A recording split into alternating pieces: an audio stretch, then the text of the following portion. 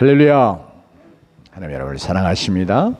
하나님께서 또 말씀을 통해서 우리 한 사람 한 사람에게 찾아오시곤 해주시곤 합니다. 우리 육체의 힘이 20대 때가 가장 이렇게 왕성하다고 그러죠. 그러면서 이제 30대로 넘어가면 이제 서서히 우리의 근육들이 줄어들기 시작한다고 그래요. 그래서 이제 근력이 약해지기 시작하는 거죠. 그러면서 이제 50세까지 이제 그냥 일반적인 통계지만 한 10% 정도의 근육이 소실된다고 그래요. 그리고 60세부터는 한 30%까지 사람에 따라 좀 다르지만, 그리고 80세 이후부터는 거의 한 50% 가까이도 근육이 이렇게 줄어들고, 또 그래서 우리가 이제 근력이라고 말하는 이제 근육이 발휘하는 힘이 있잖아요. 이게 굉장히 약해진. 그래서 때로는 저도 가끔 이렇게 병을 따는데 이게 안 따지는 거예요. 꽉 잡아지고 돌릴 수 있는 힘이 있어야 되잖아요. 그게 이게 내가 지금 굉장히 힘이 약해져 있구나, 이런 것을 생각해 볼 수 있는 그런 기회들이 몇 번 있었는데요. 아마 여러분도 비슷할지 모르겠어요. 다 젊은 사람도 마찬가지로 30세 이후가 되면 점점 근육들이 약해진. 그러나 아직도 나는 뭐 괜찮아 이렇게 생각할 수 있는 나이에도 나도 모르게 이렇게 근육들이 계속해서 줄어들어가고, 그래서 힘이 점점 약해지는 그런 것을 이렇게 느낄 수 있을지 모르겠어요. 그래서 이런 것들을 그냥 세월 가는 대로 놔두지 않고 우리가 어떻게 하든지 우리의 힘을 계속해서 유지하고 혹은 또 키워나가는 것을 위해서 우리에게는 운동이 빌드업하는 게 필요하죠. 그래서 근력 운동도 하고 유산소 운동도 하고 또 뭐 균형 운동이나 또 나이 들면 몸이 많이 굳어지니까 이렇게 유연성 운동 이런 것들을 하면서 우리의 육체의 건강을 잘 돌보고 또 힘도 유지해가는, 그래서 더 이제 근력이 줄어드는 것을 더 늦춰가는 이런 지혜가 또 우리에게 필요할 줄 알아요.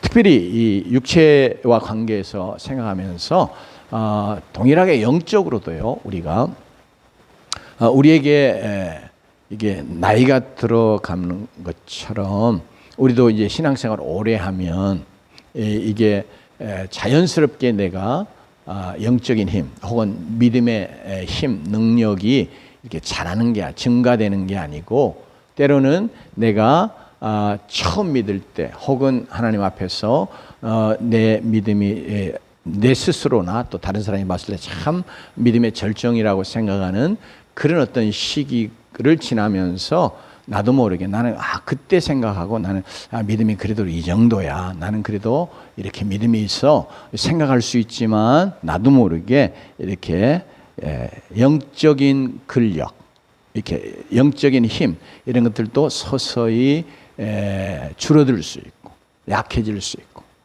그래서 나는 믿음이 있다 생각하는데 실상이 아닌 사실 허상인 이제 그런 것을 우리가 깨달아 알 수 있는 그런 상황들이 우리의 삶 속에 일어날 수 있습니다. 특별히 그래서 우리가 영적으로 하나님이 원하시는 것은 믿음의 장성한 분량에 이르러가고, 계속해서 우리는 영적으로 육체의 생명과 달리 영적으로 세월이 가면서 더 이게 장성해지고 성숙해지고 또 믿음의 큰 능력이 더 있고 이런 자들로 하나님 앞에서 변화되고 세워져 가기를 하나님이 원하신 줄로 믿습니다. 그런데 실제적으로는 육체와 함께 우리의 영도 자칫 잘못하면 그냥 세월이 가면서 더 우리는 영적으로 무기력해지는 혹은 무능력해지는 이런 모습으로 우리가 전락해 갈 수 있다 하는 것을 우리가 다시 한번 이렇게 마음에 생각하면서 나는 어떤가 하는 거 다시 한번, 내 믿음의 실상은 어떤가, 내 믿음의 상태는 어떤가 하는 것을 한번 이게 돌아보는 그런 시간이 되기를 원합니다. 특별히 오늘 말씀 통해서 하나님께서 이제 제자들의 영적인 상태, 믿음의 상태를 적나라하게 드러내 주시는 그런 말씀이 기록이 되어 있고, 그러면서 또 주님이 제자들에 대해서 직접 언급하시는 그런 너희 믿음이 적다 이렇게 말씀하시는, 제자들은 자기들에 대해서 그렇게 생각지 않았거든요.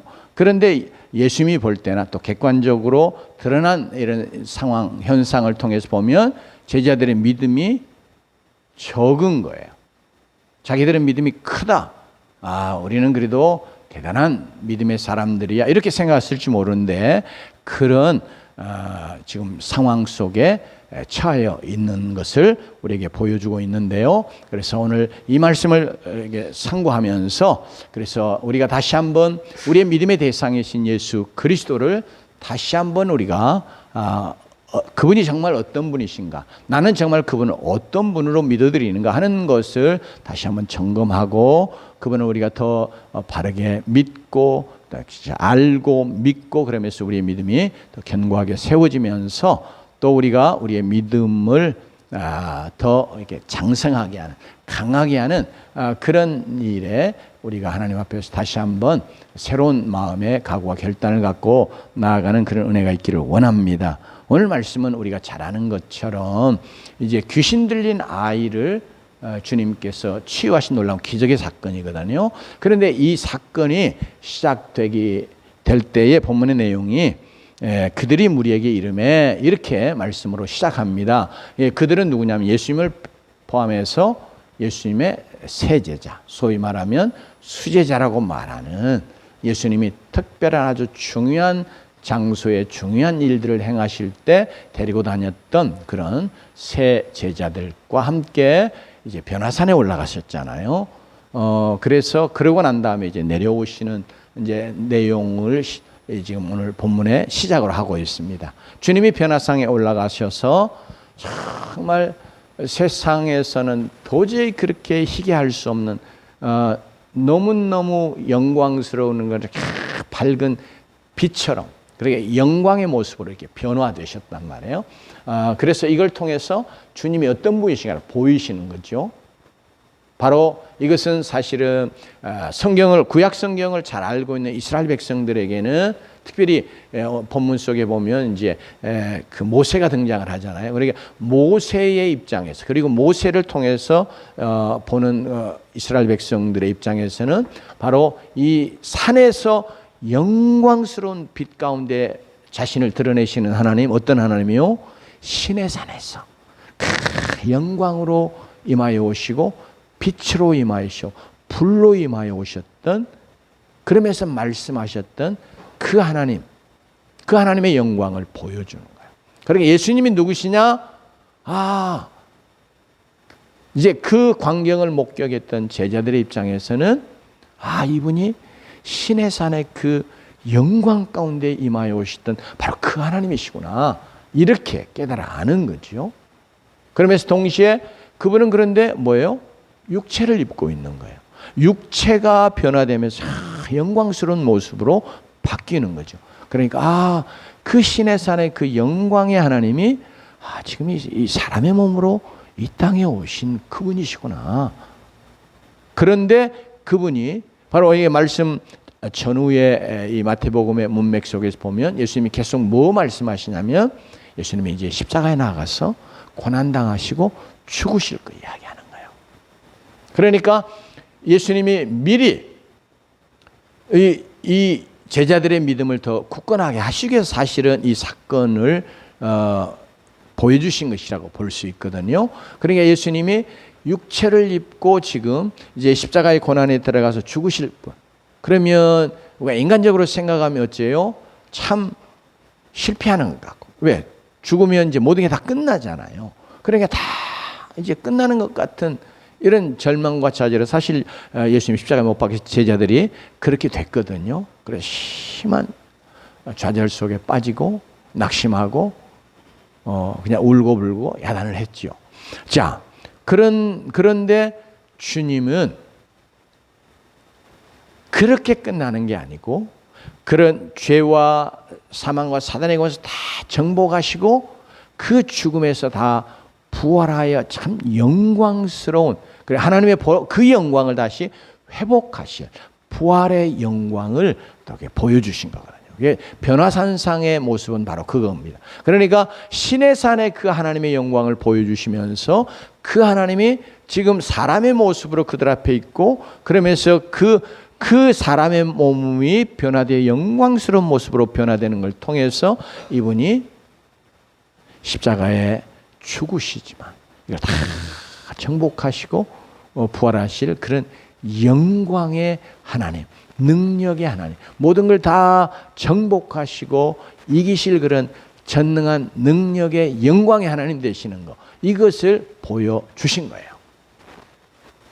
그리고 나서 이제 주님이 그 산에서 내려오죠. 제자들과 함께.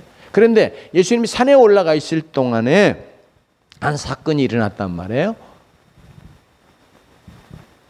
어떤 사람이 아들이 귀신 들려서 간질하고 그러면서 이게 이제 귀신이 생명을 해하려고 하는 그런 이제 악한 영들이잖아요. 그러니까 이 귀신이 그를 자꾸 불에도 물에도 넘어져서 생명을 해하려고 하는 그러니 소위 말하면 자해하기도 하고 그러면서 스스로 목숨을 끊으려고도 하고 왜 불에 들어가겠어요, 그죠? 이게 이제 그 귀신 들린 자 입장에서 보면 그냥 불 속에 들어가서 그냥 다 죽어버리고 물 속에 들어가서 그냥 죽어버려 이제 이런 거거든요. 이제 그런 아들을 두고 있는 아버지, 그 아버지 마음이 얼마나 고통스럽겠어요. 아들이 스스로 목숨을 끊으려고 막 손목에 칼을 댄다 할지 예를 들면요. 오늘날 그런 사람이 참 많고 제 가까이 있는 사람 중에도 그렇게 한 자녀를 둔 아버지가 있어요. 그 얼마나 막 끔찍하고 두렵겠어요. 자기 딸이 혹은 자기 아들이 막 이렇게 자기 생명을 스스로 끊을 막 이렇게 해버릴 때 이게 얼마나 무섭냐고, 얼마나 끔찍해요. 자신의 또 자녀가 이게 그렇게 해서 죽는다. 그거 막 생각하면 얼마나 막 가슴 떨리겠어요. 그러면서 불에 들어가는 거예요. 막 물에 들어가요. 얼마나 가슴이 아프고 막 철렁하고 막 이러겠어요. 얼마나 고통스럽겠어요. 이제 이래 있는 차에 예수님 소문을 들은 거예요. 그래서 이 아들을 데리고 예수님에게 막 달려온 것이죠. 근데 와보니까 예수님이 안 계세요. 예수님 어디 계세요? 산에 올라가셨어요.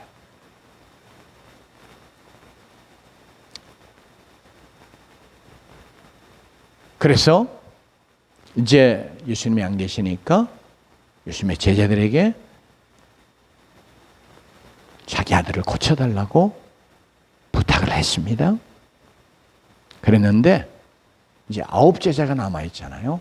아마 9 제자들이 서로 나서면서 아니면 또 함께 이 아들을 위해서 귀신을 쫓아내려고 그들이 수고를 했다고 오늘 말씀은 구체적으로 기록하지는 않지만 이 내용이 그렇게 증거해 주고 있습니다.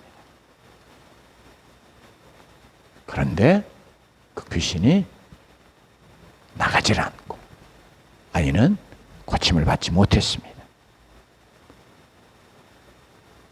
그 찰나에 예수님이 산에서 내려오신 거예요. 영광의 하나님이신 분이 친히 영광과 존귀와 보좌 다 내려놓으시고 이 땅에 오셨던 바로 그 하나님이시잖아요. 그러니까 지금 영광의 산 위에 지금 계실 때도 베드로는 거기 더 있고 싶고 주님도 더 거기 계셔야 된다고, 그 영광 가운데 계셔야 된다고 생각을 해서 초막셋을 지켰습니다. 그러기까지 이야기했다면, 그런데 예수님은 고난의 현장으로, 고난의 삶 속으로 이렇게 내려오신, 세상에 오실 때도 그러하신 것처럼 주님이 바로 그런 분 되시는 걸 바로 이 사건 속에서도 보여주신, 그 영광 가운데 계속 계시지 않고 어째요? 이 지금 이렇게 참 처참한 이런 고통 속에 있는, 질곡 속에 있는 이런 백성들에게로 주님이 내려오시는 거죠. 예수님이 바로 그런 분이신 것을 이 사건의 전후 문맥을 통해서도 우리에게 증거해 줍니다. 그러니까 이제 이 사람이 막 예수님께 달려와 가지고 예수님 앞에 무릎을 꿇었습니다. 엎드렸습니다. 그러면서 주여 내 아들을 불쌍히 여기소서. 그러면서 이제 15절 말씀으로 자기 아들의 그런 상태를 주님에게 이야기하고, 그러면서 16절에 이제 제자들이 아들을 고치지 못한 것을 마치 고발하듯이 이제 예수님에게 이야기를 하게 됐습니다. 그럴 때 예수님이 17절 말씀합니다. 우리 같이 한번 읽어볼까요? 시작.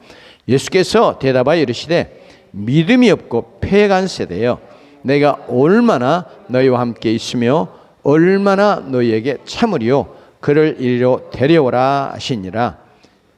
이제 마가복음을 통해서 보면 이제 예수님에게 고쳐달라고는 했지만 예수님이라고 뭐 제자들하고 별반 다를까, 이런 불신앙적인 생각이 있었어요. 그래서 마가복음을 보면 뭐 할 수 있으면 좀 해주세요 이렇게 예수님에게 이야기한다면, 그러니까 예수님이 할 수 있거든요 무슨 말이냐 이렇게 그의 믿음 없음을 책망하셨잖아요. 그런데 이제 이 17절에는 이제 우리 마태복음에 그런 내용은 구체적으로 기록이 되어 있지 않지만 예수님께서 이 아버지와 더불어서, 그리고 특별히 지금 이제 오늘 본문에는 없지만 마가복음에는 이렇게 제자들이 고치지 못했을 때 이것 때문에 서기관들과 유대의 종교 지도자들이 막 이렇게 시비하고 있었던 그런 내용을 기록하고 있습니다. 그렇기 때문에 지금 이제 주변에 있는 자들이 사실은 보면서 어떻게 하는가 한번 보자, 뭐 그게 되겠어? 아마 이런 생각이 주를 이루고 믿지 않냐는 가운데, 그러니까 주로 이제 주된 인물들은 서기관과 이 아버지이고, 그리고 같이 있는 많은 무리들도 다 그냥 어떤 점에서는 강 건너 불구경하듯이 이렇게 그냥 쳐다보고 있는 거예요. 그러면서도 마음속에는 뭐예요? 안 믿는 거예요. 그러니까 예수님이 이제 이런 아버지와 그 주변에 있는 자들의 믿음 없음과, 그리고 패역한다고 그러잖아요. 이게 주님이 이게 이제 어그러져 있는 그런 모습 지금 말하는 거거든요. 또 하나님을 이렇게 믿지 않고 영적으로 이렇게 대적하는 마음, 이제 이것이 있는 상태를 이렇게 패역 이렇게 말하는 거거든요. 그러니까 지금 이 아이와 주변에 있는 모든 부모를 비롯한 사람들은 생각은 지금 영적인 상태는 다 그런 거예요. 그러니까 주님이 이게 너무 가슴이 아프신 거예요. 그래서 통분히 여기시면서 사실은 책망하시는 거죠. 믿음이 없고 패역한 세대요. 물론 제자들을 향해서 하신 말씀은 아니에요. 나중에 이제 제자들에게는 너희들 믿음이 적은 까닭이다, 이렇게 믿음이 없다고는 말씀하지 않죠. 뭐요? 믿음이 적다고 말씀하세요. 그러니까 주님은 오늘 이 말씀을 하시면서 사실 오늘 우리 시대를 향해서도 주님이 보실 때 주님의 평가가 어떻게 하겠어요?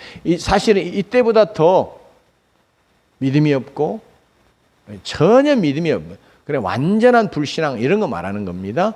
그러면서 하나님을 대적하여 높아진 사상이 가득하잖아요, 사람들의 마음에. 그래서 예수 믿으라면 막 화를 내기도 하고요. 그러니까 예수 믿고 구원받으라고 말하면 막 화를 내는 자들이 많아요. 그냥 무관심하고 나는 괜찮아, 나는 상관없어, 이런 정도도 그래도 괜찮은 편이에요. 막 지금은 막 화를 내고 그렇게 달려든단 말이에요. 이게 이제 믿음이 없고 패역한 세대. 예수님 당시에도 그러면서 예수님께서 하신 말씀이 내가 얼마나 너희와 함께 있으며 얼마나 너희에게 참으리요. 이 말은 내가 얼마나 더 너희와 함께 있으며 얼마나 더 참으리요, 사실 이런 표현이거든요. 왜냐하면 지금까지 예수님이 하신 일들을 보면 어떻게 해요? 예수님 이분이 정말 메시아이시구나, 하나님 나라의 왕이시구나, 우리를 위해서 우리를 구원하시기 이 땅에 오신 정말 참 성육신하신 하나님이시구나. 베드로가 고백한 것처럼 주는 그리스도시요 살아계신 하나님의 아들이니다. 이렇게 다 믿어드려야 되잖아요. 그런데 지금까지 주님이 자신을 이렇게 놀라운 기적과 이적을 통해서 그리고 말씀을 통해서 자꾸 드러내 보여주셨는데도 이 백성들이 전혀 안 믿는 거예요. 그래서 말씀하시는, 내가 얼마나 너희들에게 더 기적의 역사를 이루고 너희들에게 말씀을 증거해야, 내가 말씀을 선포해야 너희들이 믿겠느냐? 안 믿을 것이면 뻔하죠. 그러니까 주님이 그 말씀하시는 거거든요. 그러면서 주님이 이제 더 내가 또 얼마나 너희들을 참겠느냐. 그러니까 사실은 이게 그런 불신앙과 패역은 하나님이 참아 주실 수 없는, 참아내는 것이 될 수 없는, 사실 그런 것 같은 거죠. 하나님 제일 싫어하는 게 뭐예요? 불신앙이래요. 하나님을 믿어드리지 못하는 거단 말이에요. 하나님이 제일 노여워하시는 게 뭐예요? 하나님을 안 믿어드리는 거단 말이에요. 그것은 지금 안 믿는 사람의 불신앙뿐 아니라 믿는 자 우리에게 있어서도 하나님이 제일 기뻐하시지 않고 하나님이 정말 노여워하시는 게 뭐냐 그럴 때 뭐예요? 안 믿어드리는 거예요, 하나님은. 이스라엘 백성들이 광야에서 하나님이 정말 놀라운 기적들을 행하셨는데 그 다음에 조금만 어려운 문제가 생기고 조금만 어렵고 힘들고 그러면 뭐예요? 하나님 원망하잖아요. 그리고 하나님 뭐 어떻게 해주실 수 없는 것처럼, 이런 상황 속에는 하나님도 어쩔 수 없는 것처럼 이런 불신앙을 나타내 보였다. 그래서 그럴 때 하나님이 이 백성이 언제까지 나를 멸시하겠냐, 이렇게 하나님이 노여워하셨단 말이에요. 그런 점에서 오늘 이건 제자들이 아닌 일반 하나님을 믿지 않는 주변에 있는 무리들을 향한 그들의 불신앙과 패역한 마음의 상태를 주님이 아주 통분히 여기시면서 책망하시는 말씀인데, 이건 사실 우리도 돌아봐야 돼요. 우리도 믿는다고 하는 이름은 가졌으나 우리가 정말 이렇게 믿어드리지 못하는 그런 불신앙 가운데 있는 신앙인, 내가 신앙인이라고, 나는 믿는 사람이라고 생각하는데 안 믿어요. 사실은 하나님을 믿는다고 하는데 실제로는 안 믿어. 이런 믿음의 모습일 수 있다. 그러니까 주님이 이거 제일 싫어하시는 거 생각하면서 오늘 우리가 나는 믿음의 백성이다, 믿는 사람이다 생각하지만 우리 영적인 상태가 또 특별히 어떤 영역에 있어서는 전혀 하나님을 믿어드리지 못하는 그런 나에게 그런 불신앙이 있지 않는가 생각하고 한번 또 우리 자신을 점검하면서 그런 것들은 하나님 앞에 우리가 회개하며 내려놓는 자들이 되십시다. 그래서 예수님께서 이제는 다시 한번 주님 자신을 구원자로, 정말 물질계와 영계를 다 지배하고 다스리고 통치하시는 그런 진정한 하나님 나라의 왕 되시는 모습을 보여주는 거예요. 그래서 아이를 어떻게 해요? 고칩니다. 어떻게 고치세요? 귀신에게 꾸짖어 그로 나가게 명령하시고, 그러니까 귀신이 아무 소리 못하고 꼼짝 못하고 나가죠. 그래서 아이가 그때부터 나음을 얻는 놀라운 치유의 역사가 일어났습니다. 이게 그러니까 귀신이 들렸고 육체적으로 지금 간질이며 여러 가지 지금 고통들이 있는 거예요. 그러게 지금 영육을 치료하시는 거죠. 그러면서 또 주님이 이걸 통해서 물질계뿐 아니라 영계 모든 것을 다 주관하고 다스리는 그런 능력의 왕, 영광의 왕, 영광의 하나님 되시는 것을 드러내 보여주셨습니다. 그래서 우리가 믿는 예수 그리스도 정말 영광 가운데 계시는 영광의 하나님이십니다. 아멘. 영광의 왕이십니다. 능력의 왕이십니다. 우리가 그것을 분명하게 믿음으로 또 우리의 마음속에 붙잡는 자들이 되십시다. 그런데 그분이 어째요? 그 영광 다 내려놓으시고 우리를 그런 죄와 죄의 저주와 질곡으로부터 건져내시려고, 구원해내시려고 사람의 몸을 입고 이 땅에 오셨던 바로 메시아 그 하나님이세요. 뿐만 아니라 그 하나님 지금도 이제 성령으로 우리의 삶의 현장 속에 함께 하시는 그런 살아계신 영광의 하나님이신 줄로 믿습니다. 능력의 하나님이신 줄로 믿습니다. 우리가 늘 이것을 믿어 드리십시다. 자, 예수님께서 이렇게 놀랍게 이제 아이를 치유하셨거든. 제자들이 그러니까 우리는 못했는데, 그러면서 예수님에게 나와서 이제 부끄러우니까 이제 조용하게 자기들만 있을 때 물어보는 거예요. 예수님, 왜 우리는 쫓아내지 못했습니까? 이렇게 물어본다. 그 말 속에는 사실은 이미 마태복음 10장에서 증거해 주는 것처럼 예수님이 귀신을 그리고 병을 고치는 권세와 능력을 이 제자들에게 이미 주셨었거든요. 그래서 이들이 나가서 실제로 복음을 전하면서 귀신을 쫓아내고 병을 낫게 하는 그런 권세와 능력을 행한 뭐가 있어요? 경험이 있어요. 그러니까 사실은 어떤 점에서 이들은 지금 이제 이 아버지가 아이들을 데리고 왔을 때 한가락 해봤잖아요, 자기들이. 옛날에 다 했어. 그러니까 그들은 마치 자기들이 할 수 있는 것처럼, 자기들의 능력으로 할 수 있는 것처럼 이전에 해봤으니까 경험이 얼마나 큰 힘이요 지혜입니까? 그러죠? 우리가 대부분 인생을 살아갈 때 뭐요? 어떤 일을 우리가 당하게 되면 내가 해본 경험이 있으면 이때는 이렇게 해야 돼.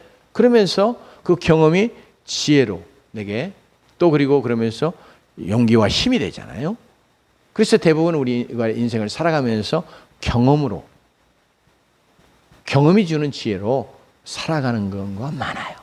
이제 이게 우리 신앙에 있어서 굉장히 마치 양날의 검과 같기도 하고 아킬레스 건과 같아요. 우리는 내가 어떤 영적인 체험을 하고 나면 나 옛날에 그런 사람인데 그거 경험했는데 그러면서 우리가 그것이 본래적으로 내게서 무엇이 있어서 그렇게 되는 것처럼 이렇게 우리가 영적으로 오해하고 또 교만해지고 그럴 수 있는 위험이 우리에게 있는 거예요. 제자들이 사실 그런 거예요. 그러니까 지금 해봤어. 그래서 이번에도 했어. 그런데 이번에는 안 된 거예요. 그러니까 주님이 그들의 이렇게 묻는 질문에 대해서 우리 20절 같이 다시 한번 봉독합니다. 시작. 이르시되 너희 믿음이 작은 까닭이니라 진실로 너희에게 이르노니 만일 너희에게 믿음이 겨자씨 한 알만큼만 있어도 이 산을 명하여 여기서 저기로 옮겨지라 하면 옮겨질 것이요 또 너희가 못할 것이 없으리라. 아멘. 이 말 속에는 제자들이 그렇게 할 수 있는 믿음이 지금 어째요? 마치 쪼그라든 것처럼 혹은 힘을 잃은 것처럼 이렇게 작아져 있다 그 말입니다. 그래서 주님이 믿음이 없다고 말씀하시지 않고 믿음이 적기 때문이다 이렇게 말씀하셨어요. 그러니까 지금 제자들의 상태가 뭐예요? 이전에 그들이 그 능력을 행할 때 가졌던 믿음보다 지금 어째요? 믿음이 줄어들었다. 그러니까 믿음도 이게 믿음을 키우는 영적인 운동해야 마치 육체의 근력을 키우기 위해서 우리가 운동해야 되는 것처럼 사실 영적으로도 우리가 믿음을 키우고 영적인 힘을 키우기 위해서는 믿음에 운동해야 됩니다. 그렇지 않으면 자연스럽게 나는 믿음이 있는데 그렇게 생각하지만 그 믿음이 나도 모르게 어째요? 약해져 있어요. 줄어들어 있어요. 점점 줄어들어 가요. 그건 누구에게나 있을 수 있습니다. 여러분, 엘리야 같은 그 위대한 능력의 역사를 위해 이게 하나님 앞에 쓰임 받았던 그 엘리야도요. 지금 바알과 아세라선 850명 다 처치하고 그 놀라운 기적들을 했던 인물이잖아요. 그러면서 또 하늘에서 비가 내리게 놀라운 능력의 간구, 기도의 사람이기도 했단 말이에요. 그러고 나서 그 다음에 이세벨이 엘리야 그대로 내가 놔두지 않겠다. 이렇게 말하니까 그 말에 어찌해요? 속된 표현이지만 완전히 쫄한 거예요. 예? 아주 일부러 제가 그 용어를 쓰고 싶은 게 쫄아버린 거예요. 그러니까 이전에 엘리야가 하나님 앞에 놀라운 역사를 이루며 쓰임받을 때 그 믿음을 어떻게 해요? 지금 거의 잃어버렸다. 그 믿음이 약해진 거예요. 이런 것처럼 우리의 믿음도 그럴 수 있고 제자들도 그런 상황이 됐습니다. 그래서 주님이 믿음이 적은 까닭이니라 말씀하셨습니다. 그러면서 겨자씨 비유를 들었는데 이건 사이즈를 말하려고만 하는 게 아니고 겨자씨 그렇게 말할 때 뭐예요? 이제 주님은 씨 안에 들어있는 생명력 말하려고 그러는 거거든요. 그러니까 우리의 믿음이 그 믿음을 어떻게 이 사이즈로 측정을 하겠어요? 그런데 그것이 정말 강한 믿음이냐, 큰 믿음이냐, 이런 것이 살아있는 믿음이냐 하는 거 다 뭐요? 겉으로 드러나는 생명의 역사를 통해서 간다. 그러니까 쉽게 말을 바꾸면 그러니까 우리의 믿음이 내가 믿음이 있다고 하나 그냥 생명의 역사가 없는 살아있는 그런 믿음이 아니라 그냥 관념적이고 마치 성경에 사용하는 야고보 사도가 죽은 믿음처럼 아무런 생명의 역사가 없는 그런 믿음과 주님이 대조시켜 이야기하시려고 그래요. 그러니까 적은 믿음 같아도 진짜 그게 살아있는 산 믿음이면 이런 놀라운 역사가 일어날 수 있는데 너희는 지금 그 믿음이 마치 죽은 믿음처럼 이렇게 무기력해져 있는 거야. 쫄아들어 있는 거야. 주님 마치 이렇게 말씀하시는 겁니다. 그렇기 때문에 우리가 우리의 믿음이 적어질 수 있구나. 우리의 믿음이 약해질 수 있구나 하는 거 우리가 실제적으로 우리 영적인 삶을 경험하잖아요. 그렇기 때문에 우리가 주님 앞에서 우리가 우리의 믿음을 키워나가는 그런 영적인 운동을 우리가 해야 되겠구나 하는 생각을 다시 한번 하기 원합니다. 두 가지 통해서요. 특별히 말씀 운동이에요. 말씀 먹는 운동. 여기 보세요. 제자들이 예수님이 사실은 하나님이 우리에게 주신 하나님의 계시요 말씀이잖아요. 그러니까 이 상황 속에서 왜 제자들이 믿음이 약해졌느냐 그럴 때 이 제자들이 예수님이 누구이신가를 깊이 묵상하고 예수님 그분을 계속해서 그들이 마음속에서 믿음으로 이렇게 붙잡는 일을 해야 되는데 못한 거예요. 여러분 로마서에서 사도 바울이 이렇게 말했어요. 믿음은 들음에서 나고 들음은 그리스도의 말씀으로 말미암았느니라 말씀하잖아요. 물론 이렇게 기록된 말씀뿐 아니라 제자들에게 있어서는 예수님이 실제로 하나님의 말씀이요. 살아있는 말씀이요. 그러니까 그분이 행하신 거, 그분이 또 말씀하시는 말씀 이걸 통해서 이분이 누구이신가를 믿어야 되는데 지금 제자들이 지금 이 예수님이 변화산상에 올라갔을 때 제자들은 사실은 다른 생각들에 붙잡혀서 예수님 생각 안 했어요. 그렇다고 봐요. 아니면 예수님이란 용어는 그들의 마음속에 머릿속에 계속 있었을지 모르지만 우리가 이제 오늘 말씀은 특별히 우리에게 그거 생각해 보게 돼요. 자 보세요. 예수님의 12제자입니다. 근데 예수님이 산에 올라가실 때 몇 명 데리고 갔어요? 3명만 딱 데리고 간 거예요. 그럼 몇 명 남았어요? 9명 남았죠. 그러면 남아있는 9명이 지금 이렇게 귀신 들린 아이를 위해서 치료하려고 했다가 못했고 이제 그들이 나와서 사실은 물어본단 말이에요. 근데 생각해 보세요. 지금 예수님이 산에 올라가셔서 변화되시면서 이제 특별히 하나님께서 하신 말씀이 뭐냐면 제자들에게 이는 내 사랑하나니 너희는 그의 말을 들으라 그래요. 들으라고 하는 물론 귀로 들으라는 말만이 아니라 그분을 정말 믿음으로 바르게 알고 그분의 말씀을 잘 받아들여 순종하라 그런 말씀이죠. 그러니까 변화산상에 올라간 새 제자들에게만 아니라 하나님이 원하시는 게 뭐냐면 예수 그리스도를 정말 바르게 알고 그의 말씀을 잘 듣는 믿음으로 듣고 순종하여 듣는 그거 하나님이 우리가 원하는. 그래야 우리의 믿음이 자라가는 거예요. 그런데 제자들이 지금 9 제자들이요. 세 제자만 데리고 예수님 올라가 버렸어요. 그럼 어쩔까요? 그 얼마나 영광스러운 자리예요. 근데 그 자리에 이렇게 우리 다 있는 성도들 가운데 이렇게 예수님이 너희들 셋만 와. 그리고 나머지는 그냥 놔둬버렸어요. 어떤 점에서 좀 놔둬버린 거예요. 지금 산 밑에. 그랬을 때 남은 자들이 어떤 생각이 있을까요? 예수님 나는 안 데려가? 그러면서 데려간 제자들에 대한 어떤 시기와 질투. 왜냐하면 그건 당연한 게요. 이게 마태복음에도 보면 나중에요. 예수님이 십자가 바로 앞두고 있는 제자들이 이게 누가 크냐? 예수님이 왕이 되시면 누가 높은 자리에 차지할 것이냐? 이거 가지고 다투는 제자의 모습을 성경이 우리에게 증거해줘요. 그러면 이 상황 속에서요. 세 사람만 딱 데리고 와버렸어. 영광의 자리잖아요. 놀라운 영광의 자리. 그런데 그럼 9사람 남았으면 생각이 마음속에 시기와 질투심 이런 것들이 생겨나면서 이들이 어떤 자신에 대해서 어떤 또 열등의식임이나 자괴감이나 이런 어떤 부정적인 생각들이 차가지고 사실 남아있는 상태라고 봐요.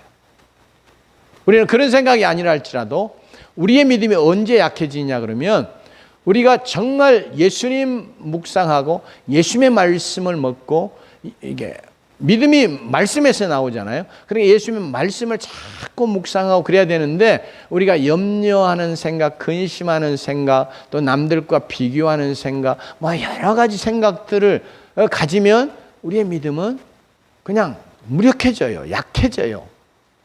그래서 우리가 이 제자들도 마찬가지지만 이 상황 속에 왜 제자들이 이렇게 믿음이 약해졌느냐?